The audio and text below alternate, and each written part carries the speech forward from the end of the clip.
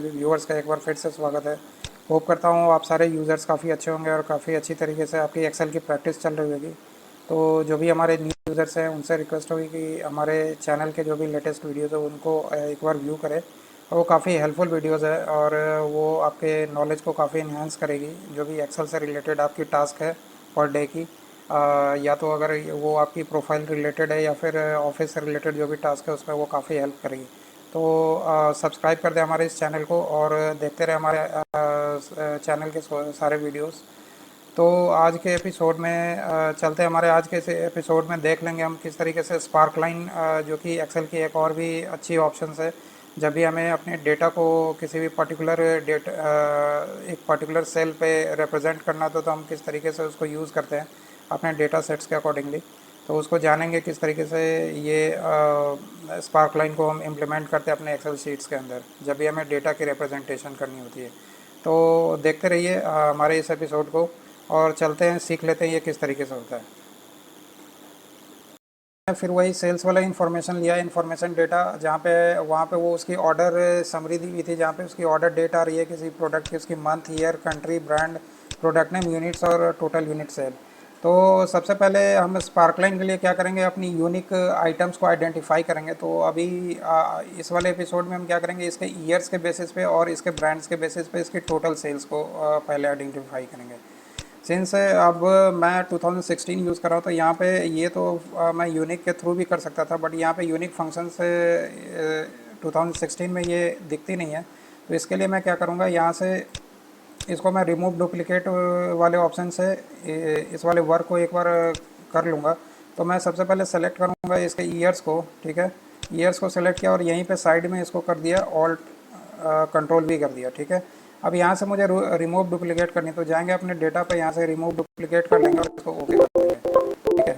तो जैसे ही ओके कर दे तो आप देख सकते हो यहाँ पे जो हमारे पास जो ईयर्स आ रही है वो 3 ईयर्स आ गई। अब ये वाली जो ईयर है मुझे इसको रो वाइज रखना है, ठीक है।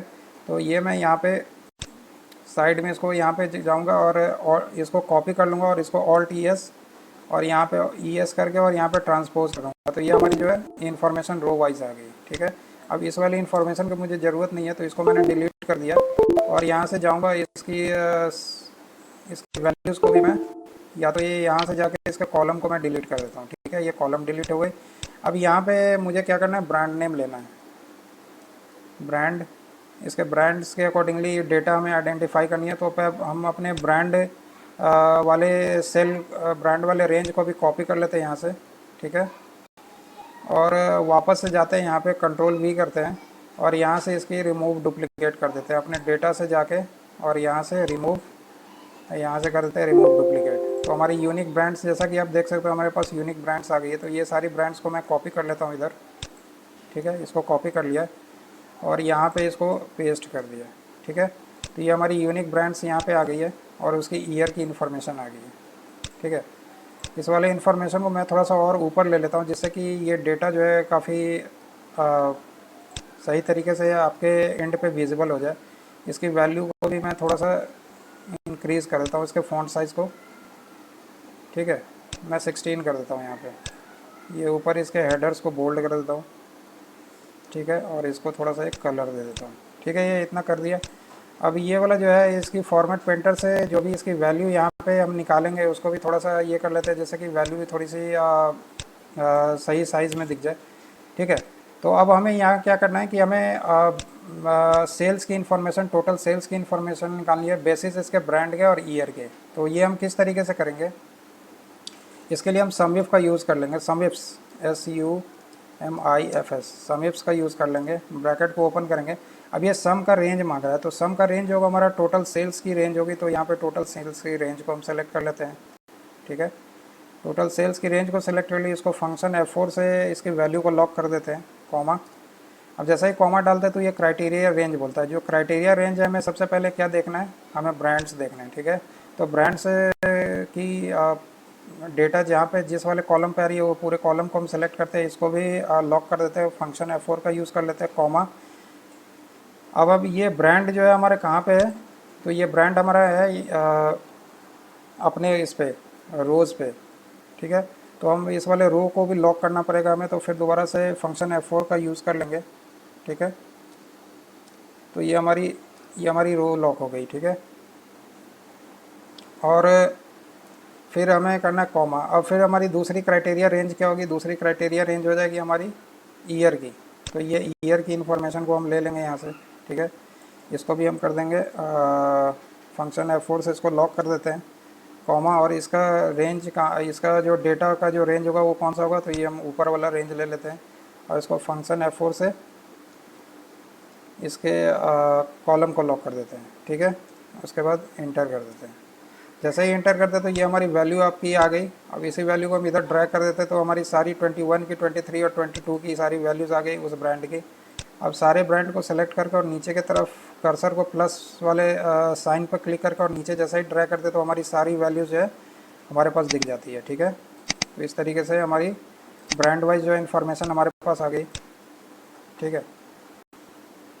इसको मैं थोड़ा सा ये कर देता हूँ, इसकी जो बॉर्डर्स है उसको सेट कर देता हूँ। अब यहाँ पे चाहिए मुझे ट्रेंड इसका, ठीक है, इसकी सेल्स ट्रेंड, ठीक है। तो अब सेल्स ट्रेंड्स के लिए क्या करेंगे, यहाँ पे हम अब ग्रिड लाइंस का यूज़ कर लेंगे। तो ग्रिड लाइंस के लिए क्या करना है, हमें चले जाना है अपने इंसर्ट वाले टैब पे। और यहाँ पे आप देख सकते हो ये स्पार्क लाइंस की एक ग्रुप बनी हुई है। यहाँ पे एक लाइंस वाली हमें दिख जाती है, लाइन स्पार्क लाइन, ठीक है। इसको हम क्लिक कर देते हैं तो यहाँ पे ये डेटा रेंज मांग रहा है, तो हम यहाँ से 3 ईयर्स की जो भी रेंज है हमारी वो दे देते हैं। और जो हमारा लोकेशन रेंज है हम अभी सेल्स रेंज को ही रहने देते हैं, इसको ओके कर देते हैं। तो ये हमारी लाइन चार्ट बन के आ जाती है।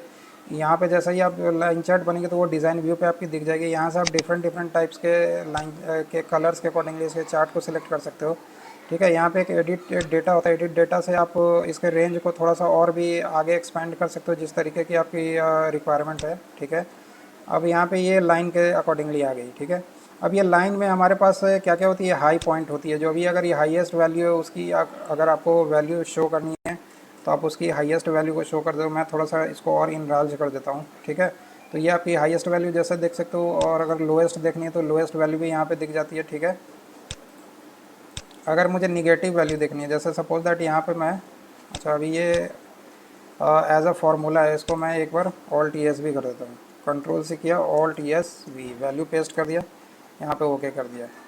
अब जैसा कि ये सपोज दैट कि मुझे निगेटिव वैल्यू देखनी है तो यहाँ पे मैं इसके आगे एक निगेटिव साइन लगा देता हूँ, ठीक है। तो ये मेरी निगेटिव वैल्यू यहाँ पे अपने डेटा पे दिख जाएगी, ठीक है।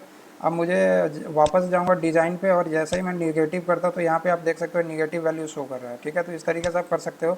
इसमें फर्स्ट पॉइंट को आप दिखा सकते हो, लास्ट पॉइंट को दिखा सकते हो, या फिर मेकर्स को दिखा सकते हो। मेकर्स को दिखाओगे तो जितनी भी आपकी डेटा की सेट्स की जो भी कॉलम्स है वो सारी कॉलम्स वैल्यू आपकी यहाँ पे दिख जाती है, ठीक है। तो इस तरीके से आप इसको यूज़ कर सकते हो, ठीक है।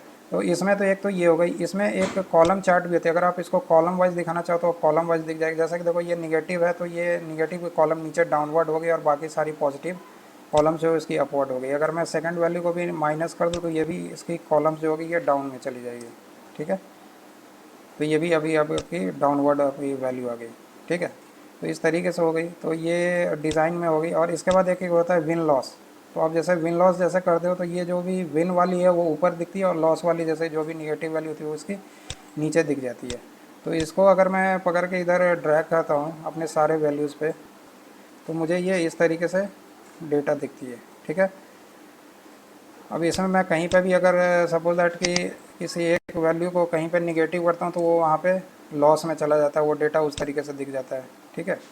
तो ये आप इस तरीके से इसकी सेटिंग्स कर सकते हो, ठीक है। इसमें भी काफ़ी तरीके के वो हैं टाइप्स हैं। तो आप जिस टाइप की आपको ये स्पार्क लाइन शो करवानी है इसकी विन लॉस में तो आप उस तरीके से कर सकते हो, ठीक है।